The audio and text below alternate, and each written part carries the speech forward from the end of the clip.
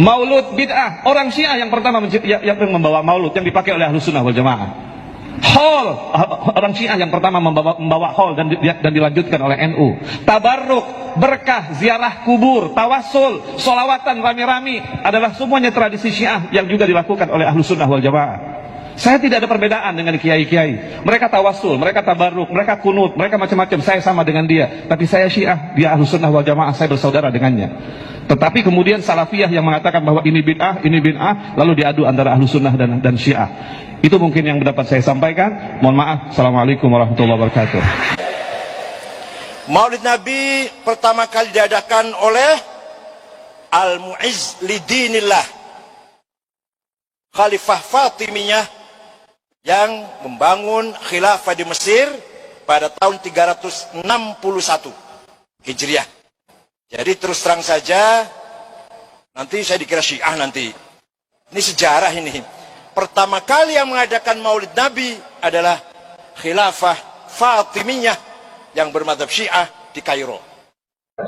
Maulid Nabi SAW, teman-teman sekalian, ini kalau kita kembali kepada sejarah Nabi, tanya Nabi SAW pernah rayain enggak hari lahirnya? Sahabat-sahabat pernah rayain enggak? Tabi'in pernah rayain enggak?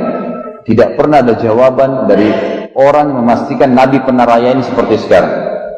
Muncul Maulid itu kapan? Secara histori tahun 230 Hijriah di zaman kerajaan Fatimiyah di Mesir.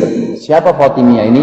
Orang-orang yang berpaham Syiah. Siapa Syiah itu? Yang dibentuk oleh Abdullah bin Sabah, orang Yahudi pura-pura masuk Islam dari Yaman.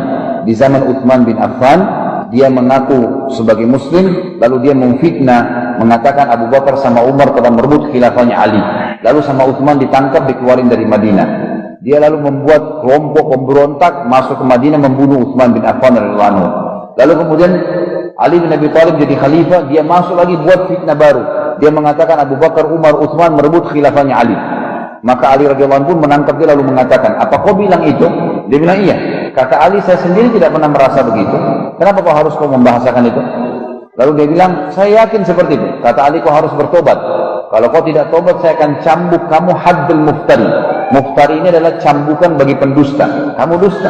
Abu Bakar, Umar, Utsman tidak pernah merebut khilafah saya. Saya pun tidak pernah mengatakan, bagaimana kau bisa ucapkan itu? Lalu dia bilang, "Ya saya tidak mau, walaupun kau cambuk saya." Kata Ali, "Kalau begitu kau membangkang terhadap pemerintah, hukumnya dikisos kepala kamu." Dia bilang, "Walaupun anda bunuh saya tetap mengaku. Kalau anda bunuh saya, maka saya akan mengatakan anda ini atau kamu ini adalah dia, kamu adalah Tuhan." Ini sudah sampai pada pengakuan Ali sebagai Tuhan. Maka sama Ali dikisos Abdullah bin Sabah ini. Tapi berkembanglah pemahaman. Inti pemahaman Syiah adalah bagaimana mereka mengatakan Al-Quran kurang, dan bagaimana mereka mengatakan ya kalau sahabat itu kufur. Ini asas agama. Karena Abdullah bin Sabah memang ingin mencari kesalahan Islam. Dia mau hina Nabi Muhammad SAW, tapi tidak bisa langsung.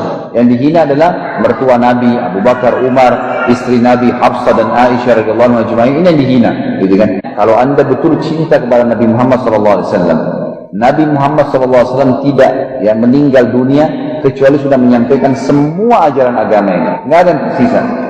Makanya Ibnu Katsir rahimahullah mengatakan dalam tafsir Al-Maidah ayat 3 yang tadi di awal pertemuan saya bacakan, al-yawma akmaltu lakum dinakum sampai akhir ayat.